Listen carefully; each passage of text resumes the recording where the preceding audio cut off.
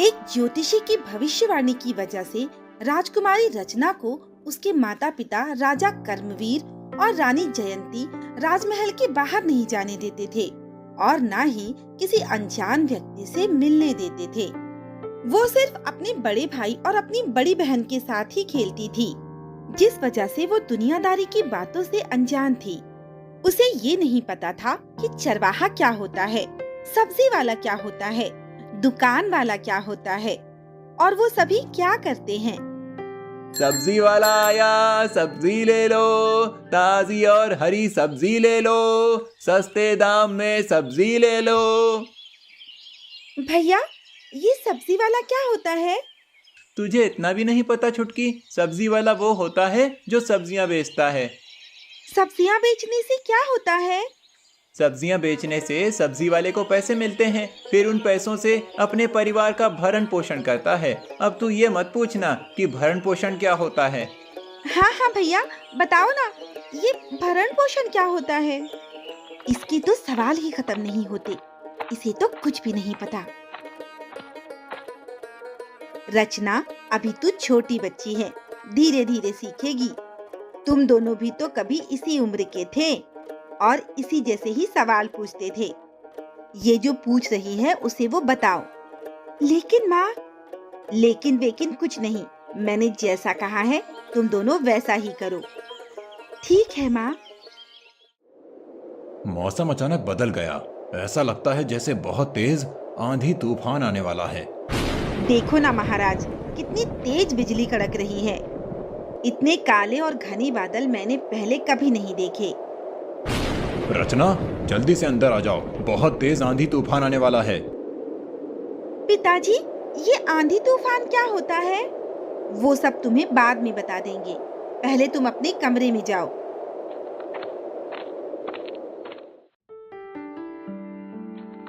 मुझे कोई भी कुछ नहीं बताता। मैं जब भी कुछ पूछती हूँ तो सब कहते हैं कि बाद में बताएंगे।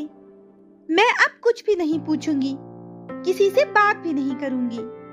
लगता है आज फिर से किसी ने तुम्हारे सवाल का जवाब नहीं दिया, इसीलिए तुम इतना गुस्सा हो, है ना छुटकी? रचना राघव से पूरी बात बताती है। रचना की बात सुनने के बाद राघव उसे आंधी तूफान और काले बादलों के बारे में सब कुछ बताता है। अगर तुम बारिश में भीग जाती तो बीमार पड़ जाती। अब मैं समझ गई भैया, पिताजी इसीलिए मुझे अपने कमरे में जाने को कह रहे थे। भैया, ये आप कौन सी किताब पढ़ रहे हैं? छुटकी, इस किताब में बहुत सी परियों की कहानियां हैं, मैं वही पढ़ रहा हूँ। भैया, मुझे भी पढ़ना सीखना है।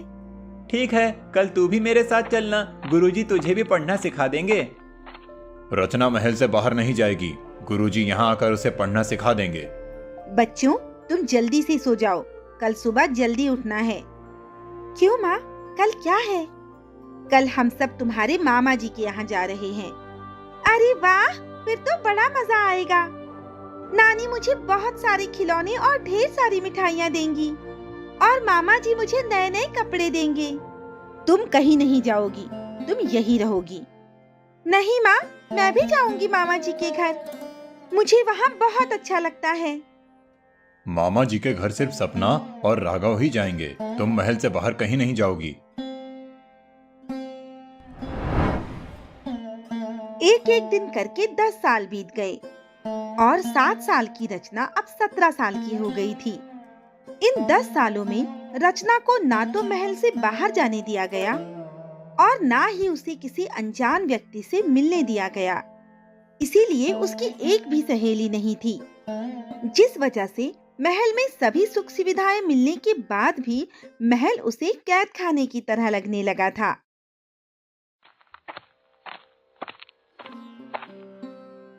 आज घुड़सवारी और तीरंदाजी करके कितना मजा आया ना सपना? हाँ भैया, मैं तो बहुत खुश हूँ कि मैंने आपको हराया। अरे तूने मुझे नहीं हराया, वो तो मैं जानबूझकर तुझसे हार गया था। हार गए तो बहाने बना रहे हो। छुटकी भी वहाँ होती तो कितना मजा आता। लेकिन पिताजी और माँ तो उसे महल से कहीं बाहर जाने ही नहीं देते। अब मैं चाहती हूँ अपनी सहेलियों से मिलने, उन्हें भी बताऊंगी। कि कैसे मैंने आपको घुड़सवारी और तीरंदाजी में हराया था। भैया, आप भी जाओ, मुझे किताब पढ़ना है। आपकी बातों की शोर से मैं पढ़ नहीं पा रही हूँ। मेरे जीवन का लक्ष्य क्या है? मैं अपने मन से कुछ भी नहीं कर सकती। ना तो अपने मनपसंद कपड़े पहन सकती हूँ और ना ही महल से बाहर जा सकती हूँ। पिताजी और माँ मुझे हमेशा यही कहते हैं, ये मत करो, वो मत करो। भैया और दीदी को तो कुछ नहीं कहते। मेरी कोई सहेली भी नहीं है। मुझे ऐसा लगता है जैसे मुझे कोई प्यार ही नहीं करता। इसीलिए अब मैं ये महल छोड़कर कहीं दूर चली जाऊंगी। मुझे यहाँ नहीं रहना है। रचना ने ठान लिया था कि अब वो महल में नहीं रहेगी। इसीलिए रात के समय वो महल से भाग जाती है।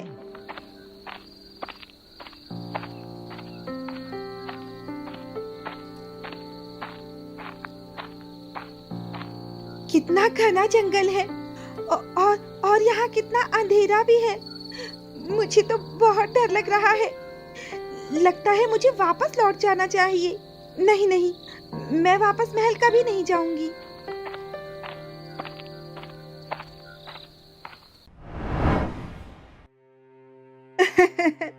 मुझे जिस बात का डर था, आखिर वही हुआ।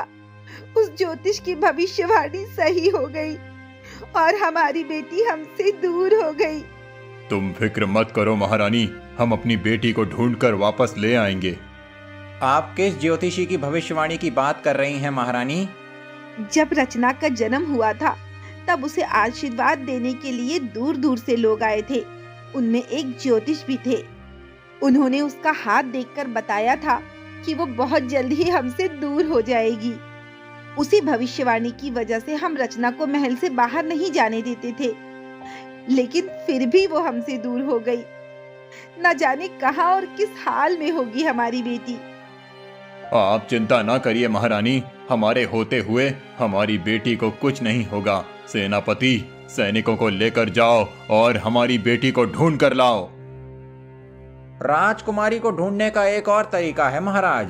नगर में ढिंडोरा पिटवा दीजिए कि जो भी राजकुमारी को ढूंढ कर लाएगा उसे बहुत बड़ा इनाम मिलेगा। सेनापति, मंत्री जी जो कह रहे हैं ठीक वैसा ही करो।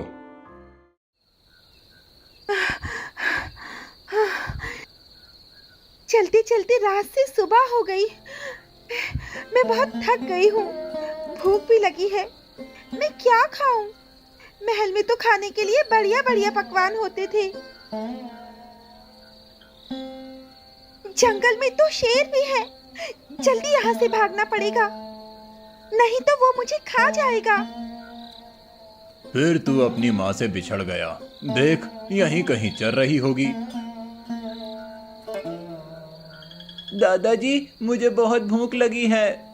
ये ले बेटा, ताजे ताजे दूध की बनी ताजी ताजी मिठाई खा ले। अरे वाह दादाजी, ये मिठाई तो बहुत स्वादिष्ट है, और दो ना। ये ले बेटा, तेरे लिए ही तो लाया हूँ, पूरी खा ले। ये मिठाई मुझे चाहिए, जल्दी से दो, मुझे भूख लगी है। बेटी, तू कौन है और यहाँ क्या कर रही है? ये मिठाई मेरे पोते की है, मैं तुझे क्यों दे दूं? मैं राजकुमारी रचना हूँ और ये मेरा हुक्म है, इसीलिए तुम ये मिठाई मुझे दे दो। तेरे कपड़ों को देखकर लगता तो नहीं कि तू राजकुमारी है। भला एक राजकुमारी इस तरह से फटे पुराने कपड़े पहनती है क्या? मुझे बहुत भूख लगी है। कल रात से मैंने कुछ भी नहीं खाया। मुझे भी थोड़ी मिठाई दे दो ना दादाजी। ये ले, तू भी खा ले थोड़ी सी। ऐसा लगता है जैसे भटक कर यहाँ आ गई है और बहुत भूखी भी है। बेटी, तूने बताया नहीं कि तू कौन है और कहाँ से आई है? मैंने बताया तो था कि मैं एक राजकुमारी हूँ। राहुल बेटा, ऐसा लगता है जैसे शेर यहाँ आसपास ही है। जल्दी से गायों को लेकर यहाँ से चलना चाहिए। ठीक है दादाजी, मैं अभी सभी गायों को जंगल से बाहर निकालता हूँ।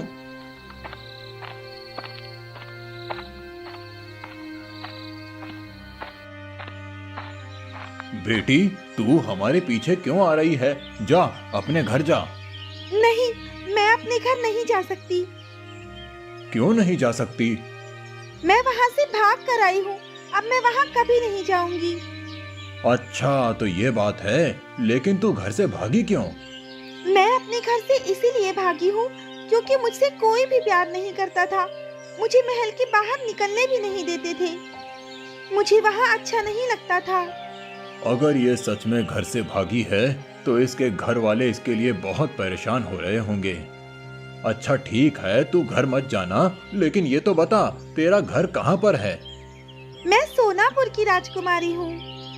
इसकी बातों से तो नहीं लगता कि ये एक राजकुमारी है। भला एक राजकुमारी ऐसे बेढंगे तरीके से बात कर सकती है? इसमें तो कोई शालीनता ही नहीं। लगता है ये पागल है। राजकुमारी तुम्हें हुक्म देती है, जल्दी से स्वादिष्ट खाने और ठंडे पानी का इंतजाम करो, नहीं तो तुम्हें कठोर दंड मिलेगा।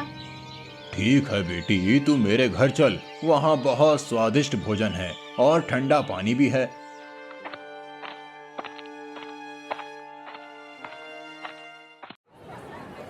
सुनो सुनो सुनो, राजकुमारी रचना कहीं चली गई हैं। जो भी उन्हें ढूंढ कर लाएगा, राजा जी उसे बहुत बड़ा इनाम देंगे। सुनो सुनो सुनो।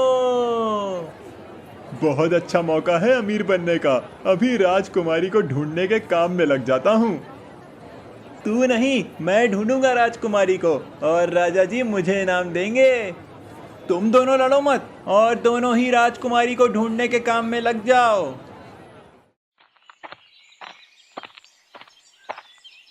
दादाजी, आप ये क्या कह रहे हो? बेटी, मैं गाय का दूध दुह रहा हूँ।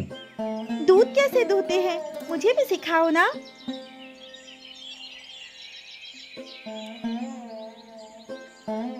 अरे वाह बेटी, तू तो बहुत जल्दी सीख गई। सीखूंगी कैसे नहीं दादाजी, राजकुमारी जो हूँ। ये अभी भी खुद को राजकुमारी ही समझ रही है। मुझे इसके माता पिता को ढूंढना होगा।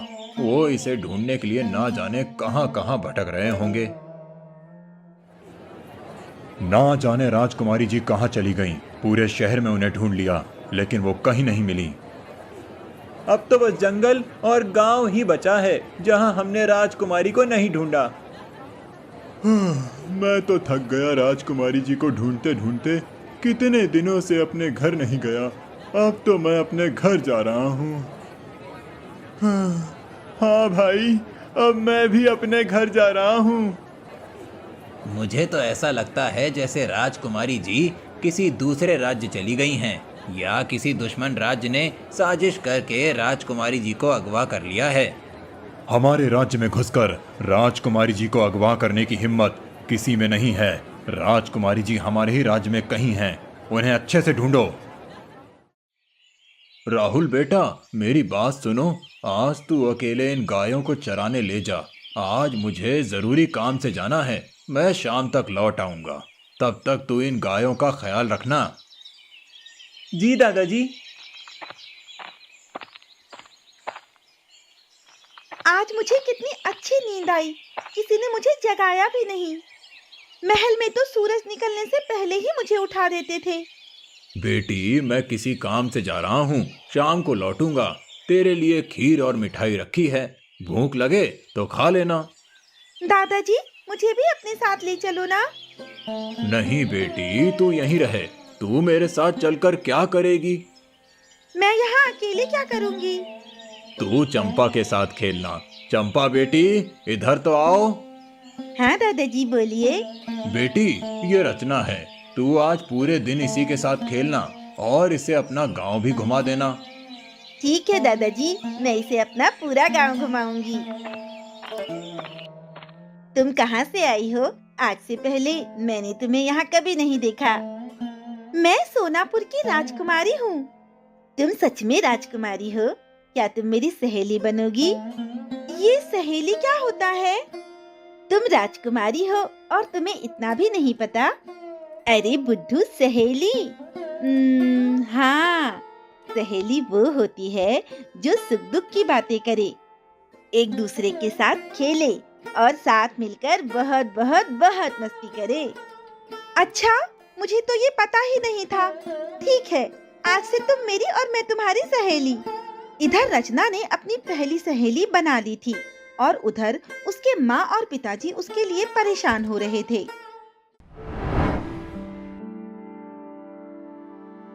महाराज, मैंने सैनिकों के साथ मिलकर पूरे शहर में ढूंढ लिया, लेकिन राजकुमारी जी कहीं नहीं मिली।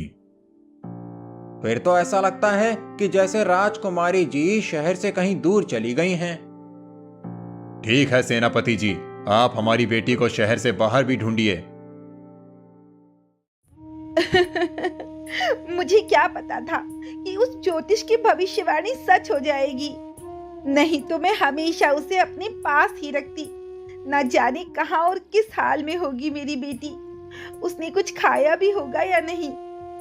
तुम चिंता ना करो रानी, हमारे सैनिक बहुत ही जल्द रचना को ढूंढ लेंगे। कैसे चिंता ना करूं महाराज, कितने दिन हो गए मैंने उसका चेहरा भी नहीं देखा। आप चिंता ना करो माँ, मैं जा रहा हूँ अपनी छुटकी को ढूंढने के लिए। हाँ माँ, मैं भी भैया के साथ जाऊंगी। ठीक है, जाओ, लेकिन अपना ख्याल रखना और जल्दी वापस आना। आज से पहले मैंने ये खेल कभी नहीं खेला था। तुम कहती हो कि तुम राजकुमारी हो और आज तक तुमने लंगड़ी नहीं खेली।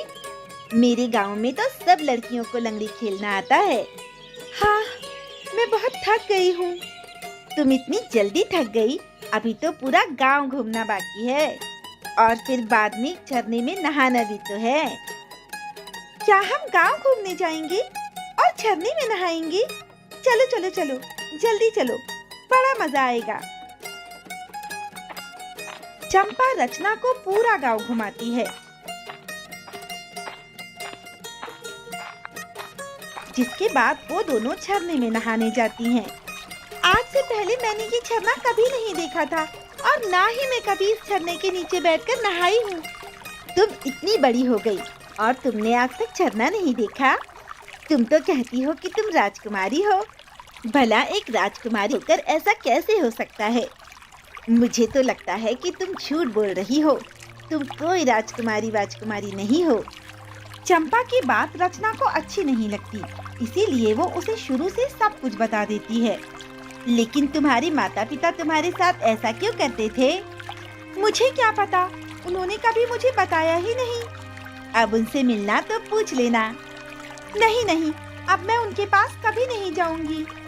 अगर मैं वहाँ गई तो वो लोग मुझे फिर से महल में कैद कर देंगे। मुझे वहाँ बिल्कुल भी अच्छा नहीं लगता। मुझे यहाँ बहुत अच्छा लगता है। अब मैं हमेशा तुम्हारे साथ रहूंगी। ठीक है, अभी घर वापस चलते हैं। कल भी तुम मुझे घुमाने ले चलोगी ना? हाँ, कल हम दोनों घूमने जाएंगे। अब मैं घर जाती हूँ। कल भी तुम मुझे घुमाने ले चलोगी ना? हाँ, कल हम दोनों घूमने जाएंगे। अब मैं घर जाती हूँ। तुझे पता है, छोटी राजकुमारी को ढूंढने राजकुमार और बड़ी राजकुमारी भी गए हैं। हाँ हाँ, मुझे भी पता है। क्या हुआ? तुम किस राजकुमारी के बारे में बात कर रहे हो? लगता है तुम यहाँ के नहीं हो, इसीलिए राजकुमारी के बारे में नहीं पता। राजा जी की सबसे छोटी बेटी है ना, राजकुमारी रचना, वो बहुत दिनों से लापता हैं। उन्हीं को सब लोग ढूंढ रहे हैं। कहीं ये लोग उसी के बारे में तो बात नहीं कर रहे जिसे मैं पागल कह रहा हूँ? तब तो फिर मुझे राजा जी को उसके बारे में बताना चाहिए। भाई, मुझे राजा जी से मिलना है। क्या तुम बता सकते हो कि उनका महल कहाँ है? यहाँ से सीधे जाना, फिर दाएं मुड़ जाना और बाएं मुड़कर देखोगे तो तुम्हें राजा जी का महल दिख जाएगा। ठीक है भाई, तुम्हारा बहुत बहुत धन्यवाद। अब मैं चलता हूँ।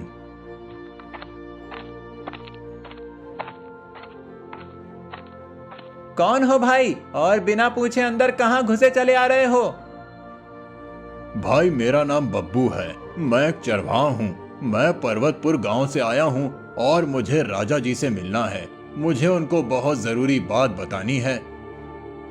जो भी कहना है हमसे कहो, हम राजा जी को बता देंगे।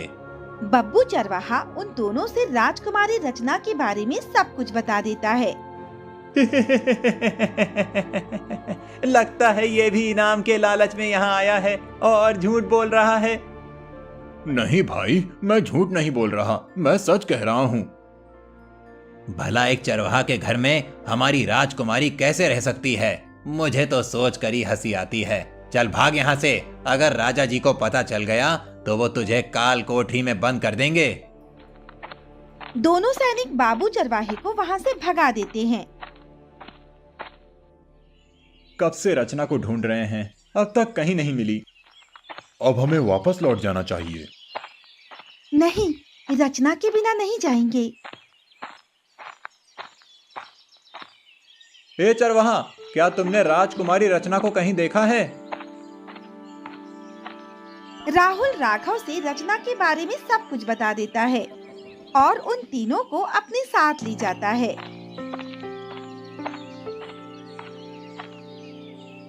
छुटकी, तू यहाँ क्या कर रही है? माँ और पिताजी तेरे लिए बहुत परेशान हैं। हमारे साथ चल। नहीं भैया, मैं अब वहाँ कभी नहीं जाऊंगी। पिताजी और माँ मुझे महल से बाहर कहीं नहीं निकलने देते। वो मुझे प्यार भी नहीं करते। वो दोनों तुझसे बहुत प्यार करते हैं। तेरे बिना माँ का रो रो कर बहुत बुरा हाल है। मैं नहीं जाऊंगी। वो दोनों उसे समझाने की बहुत कोशिश करते हैं, लेकिन वो अपनी जिद पर अड़ी रहती है और उनके साथ नहीं जाती।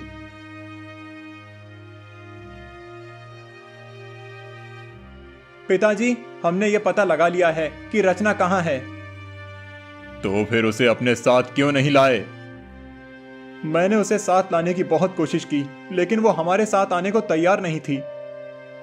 ठीक है, हम खुद उसे लेने जाएंगे। मैं भी आपके साथ चलूंगी महाराज।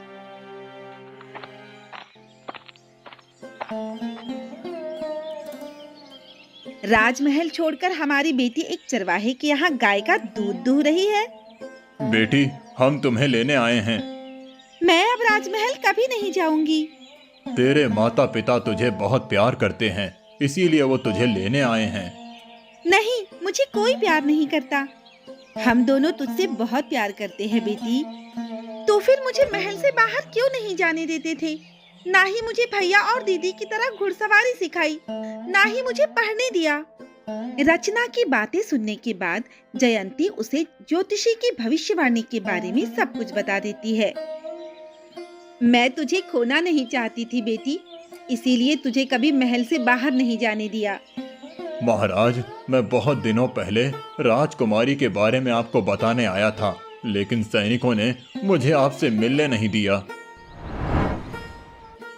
अपनी माँ से सच जानकर रचना महल में वापस चली गई। उस दिन के बाद उस ज्योतिषी की भविष्यवाणी को नजरअंदाज करके रानी जयंती और राजा कर्मवीर ने रचना पर लगी सारी पाबंदियां हटा ली, जिसके बाद रचना ने भी अपने भाई और बहन की तरह घुड़सवारी और तीरंदाजी सीखी। वो अपनी सहेली चंपा से भी मिलने जाने लगी।